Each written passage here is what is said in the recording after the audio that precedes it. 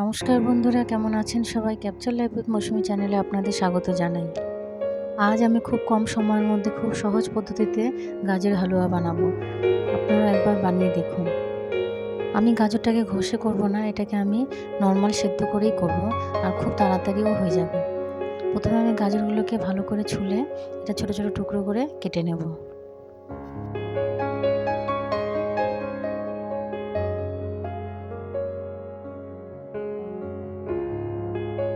এইভাবে করে গাজরের হালুয়া বানালে আপনাদের খুব কম সময়ের মধ্যে হয়ে যাবে এবং কোনো ঝামেলাও হবে না, কারণ গাজর ঘষতে অনেক সময় লেগে যায়।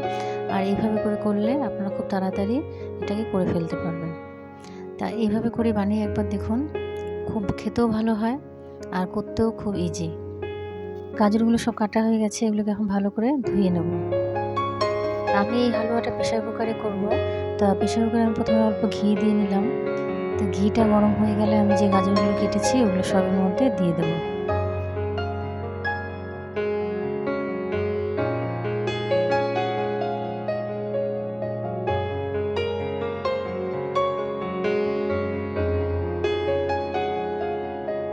এটা গরম হয়ে গেছে, তো এখন গাজরগুলোকে দিয়ে দেবো। দিয়ে এটা একটু অল্প ভাজা করে তারপরে আমি এর মধ্যে দুধ দিয়ে দেবো।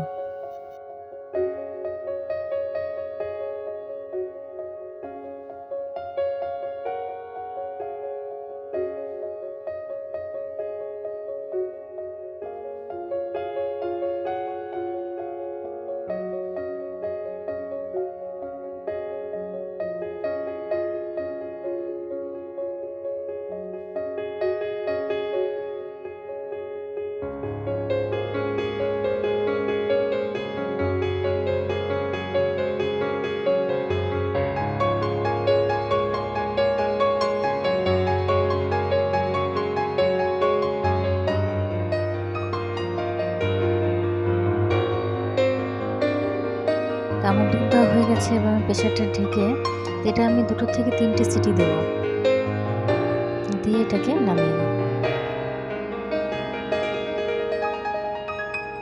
তো দেখুন আমার এটা হয়ে গেছে, আর গাজরগুলো দেখুন কত সুন্দর নরম হয়ে গেছে। তো এবার আমি এটা একটু ম্যাশ করে নেব। দেখুন একদম সুন্দর করে গলে যাবে গাজরগুলো, একটুকু দানা থাকবে না এর মধ্যে। দেখলেন কত তাড়াতাড়ি কত সুন্দর হয়ে গেল।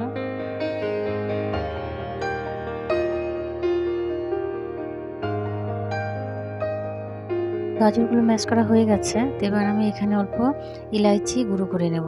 তো ইলাইচির ভিতরে দানাটা আমি দিলাম, দিয়ে এটাকে একটু গুঁড়ো করে নিলে তাহলে সেন্টটা ভালো হবে।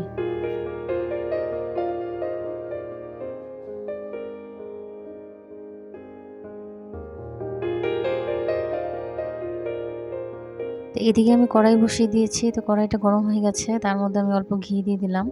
তা ঘিটা গরম হয়ে গেলে আমি এর মধ্যে অল্প কাজু দিয়ে দেবো। কাজুটা আমি আগের থেকে ধুয়ে ভিজিয়ে রেখেছিলাম। তা কাজুটা দিয়ে কাজুটা অল্প লাল করে ভেজে নেব।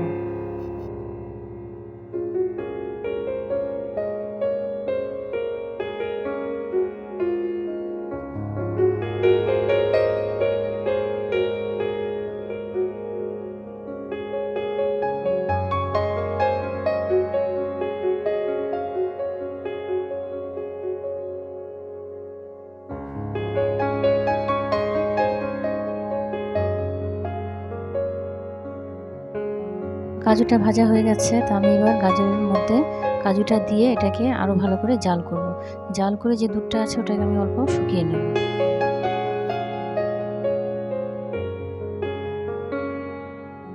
তাই এটা জাল করতে করতে আমি এর মধ্যে ইলাইচির গুঁড়োটা দিয়ে দেবো আর অল্প চিনি দেব।